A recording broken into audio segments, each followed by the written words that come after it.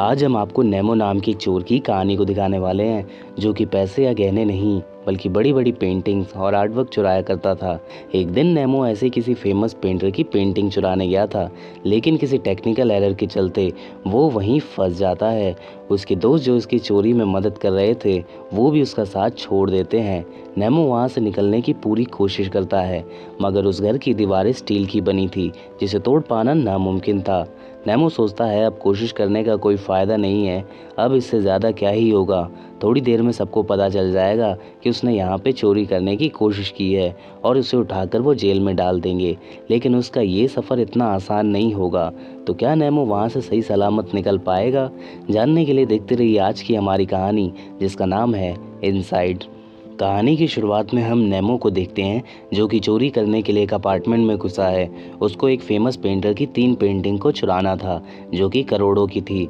Nemo के दोस्त उस घर के सिक्योरिटी सिस्टम को डीएक्टिवेट कर देते हैं। नेमो को उन पेंटिंग को चुराने के लिए अब सिर्फ 7 मिनट है। नेमो 2 पेंटिंग को तो आसानी से ढूंढ लेता है, लेकिन एक पेंटिंग उसे नहीं मिलती। वो इस बारे में अपने दोस्त से बात करता है। वो बोलते हैं कि उस पेंटिंग के बिना ये 2 भी किसी काम की नहीं। नेमो उस पेंटिंग को पूरे घर में ढूंढता है, मगर वो उसे कहीं नहीं मिलती। हार कर नेमो वहाँ से जाने लगता है, लेकिन जैसे ही वो सिक्योरिटी को खोलने की कोशिश करता है, किसी टेक्निकल एरर के चलते वो वहीं फंस जाता है।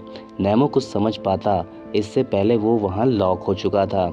वो अपने दोस्त से बाहर निकालने को कहता है, मगर वो उसे सॉरी कहकर वहाँ से चले जाते हैं, क्योंकि वो जानते हैं कि अब कुछ भी नहीं हो सकता। नेमो को एक लकड़ी का दरवाज़ा दिखाई देता है, जिसे वो चाकू से खुरेदने लगता है।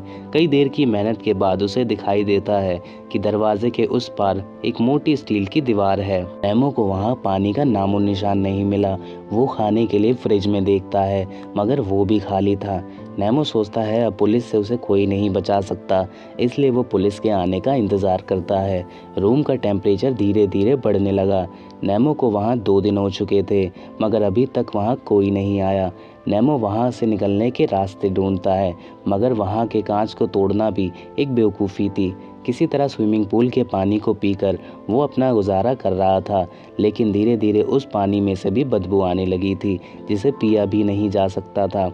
नेमो को अब यहाँ एक एक दिन काटना मुश्किल हो रहा था। ऊपर से कमरे का टेम्परेचर भी बढ़ रहा था। नेमो उस पेंटर की पेंटिंग को बड़े ध्यान से देखता। उस आर्टिस्ट को बहुत से मेडल मिले हुए थे। उस आर्टिस्ट के मेडल को पहनकर नेमो पूरे घर में घूम रहा था। वो फ्रिज में बर्फ जमा कर उसको खाकर ही अपना गुजारा कर रहा था और अपना सर फ्रिज में रखकर अपने आप को शांत रखने की कोशिश करता है। एक दिन वो सीलिंग से बाहर निकलने की सोचता है, लेकिन वो बहुत ऊंची थी, इसलिए वो घर के सारे फर्नीचर को एक दूसरे पर रखकर वहां चढ़ने की कोशिश करता है, लेकिन हाइट छोटी होने की वजह से वो वहां तक नहीं पहुंच पाता। नेमो सीसीटीवी में एक हाउसकीपर को देखता है। वो धीरे धीरे उसे पसंद करने लगता है।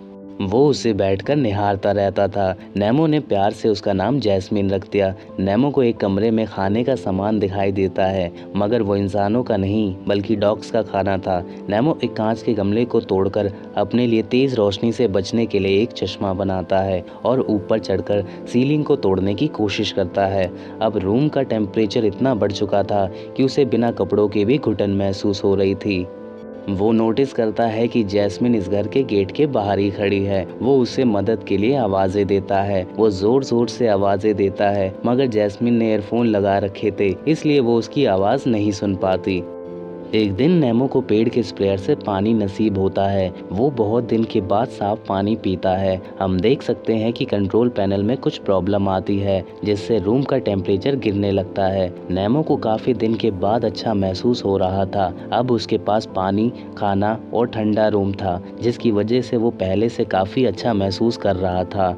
नेमो को इसका भी डर था कि कोई उसे बचाएगा कि नहीं। उसे वहाँ काफ़ी दिन हो चुके थे। नेमो को ड्राइंग करना पसंद था। अब उसके पास फुर्सत थी, जिसमें वो जैस्मिन का स्केच बनाकर अपना टाइम पास करने लगा। नेमो रोज़ थोड़ा थोड़ा सीलिंग को तोड़ने की कोशिश करता है। कई दिन के बाद उसे पता चलता है कि उसमें बहुत सारे स्क्रू लगे हैं। वो पूरे घर में उस स्क्रू को खोलने के लिए औजार ढूंढता है, लेकिन उसे औजार कहीं नहीं मिलते। वो एक लकड़ी को शेप देकर उन स्क्रू को खोलने के लिए रिंच बनाता है, लेकिन वो इतना मजबूत नहीं होता कि वो इन स्क्रू को खोल सके। घर में एक कबूतर भी था जो नेमो के घुसते समय वो भी वहाँ पर आ गया था। वो उससे बात करके कहता है कि वो उनके दोस्तों से जाकर उनसे मदद लेकर आए, पर वो भी उसके साथ वहाँ घर में फंसा हुआ था।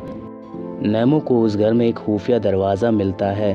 नेमो जितना अंदर जाता, रास्ता उतना छोटा होता जा रहा था। नेमो को वहाँ तीसरी पेंटिंग मिलती है, जिसके चक्कर में वो यहाँ फंसा है। आगे जाकर नेमो को लाश दिखाई देती है, जिसे देखकर वो काफ़ी घबरा गया। नेमो हिम्मत करके उसके पास जाता है। वो देखता है कि वो तो बस एक रबड़ का पुतला है। उसके बाद नेमो उस पेंटिंग को संभाल कर रख लेता है। नेमो वहाँ इतना फ्रस्ट्रेट हो चुका था कि अब वो पेंटिंग को ख़राब करने लगा। वो उन पेंटिंग पर अपनी ड्राइंग बनाता और करोड़ों की पेंटिंग को तोड़ देता। वो फिर से जैस्मिन को गेट के पास देखता है। वो उसे ज़ोर ज़ोर से चिल्लाकर आवाज़ें लगाता है, लेकिन वैक्यूम क्लीनर के शोर की वजह से वो उसकी आवाज़ नहीं सुन पाती।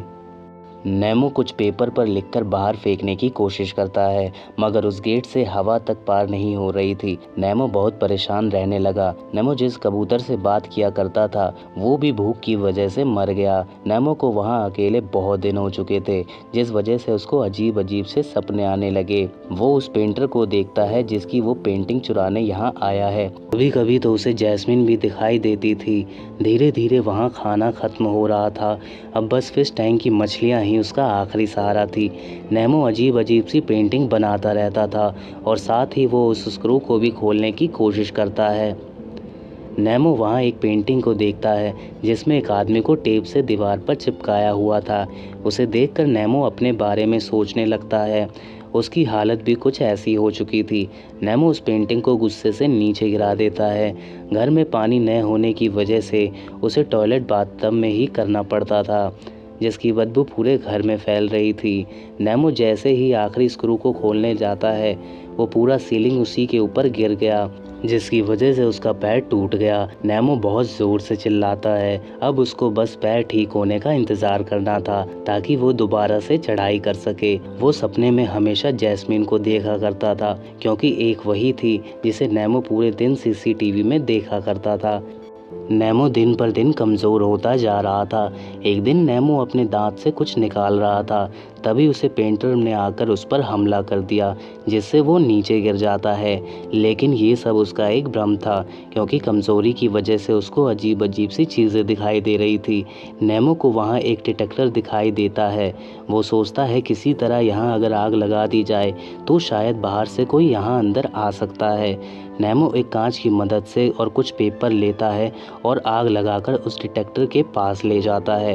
वो उसे डिटेक्ट तो कर लेता है, जिससे आग बुझाने के लिए वहाँ पर पानी गिरने लगता है। पानी इतना गिरता है कि धीरे धीरे पूरा घर भरने लगा। नेमो गेट पर खड़ा होकर मदद के लिए आवाज़ें लगाता है, लेकिन उसकी आवाज़ कोई नहीं सुनता। नेमो समझ चुका था कि अब उसे कोई नहीं बचाने वाला।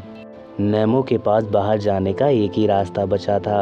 वो घर के मालिक के लिए दीवार पर कुछ मैसेज लिखता है। नेमो अपने बचपन के बारे में बताता है कि उसकी टीचर ने उससे पूछा था अगर उसके घर में आग लग जाए तो वो किन 3 चीज़ों को अपने साथ लेकर जाएगा। नेमो के लिए वो 3 चीज़ उसकी बिल्ली, गाने की एल्बम और एक स्केच बुक थी। नेमो को एहसास होता है कि बिल्ली तो कुछ सालों में मर जाएगी, और अगर उसने एल्बम किसी को दे दिया और उसने नहीं लौटाया तो शायद वो म्यूजिक को भी भूल जाए। नेमो का मानना था कि स्केच बुक उसके पास हमेशा के लिए रहेगी, क्योंकि हुनर कभी नहीं मरता। नेमो उस घर के मालिक से लिखकर माफ़ी मांगता है, क्योंकि उसने उसके घर को तहस नहस कर दिया था। नेमो का मानना था कि ये ज़रूरी भी है, क्योंकि पुराने को बिगाड़े बिना नया नहीं बनाया जा सकता। वो लिखता है कि वो बस उस जगह पर कुछ दिन के लिए रहा, वो उसके लिए कोई जेल से कम नहीं था। हम देखते हैं कि नेमो आखिरी बार ऊपर चढ़ता है। हम उसकी परछाई को विंड में देख सकते हैं। मूवी की आखिरी में भी हमें नहीं दिखाया जाता कि नेमो वहाँ से निकल पाया कि नहीं। आपको क्या लगता है? कमेंट करके ज़रूर बताना। मिलते हैं नेक्स्ट वीडियो में, तब तक के लिए गुड बाय।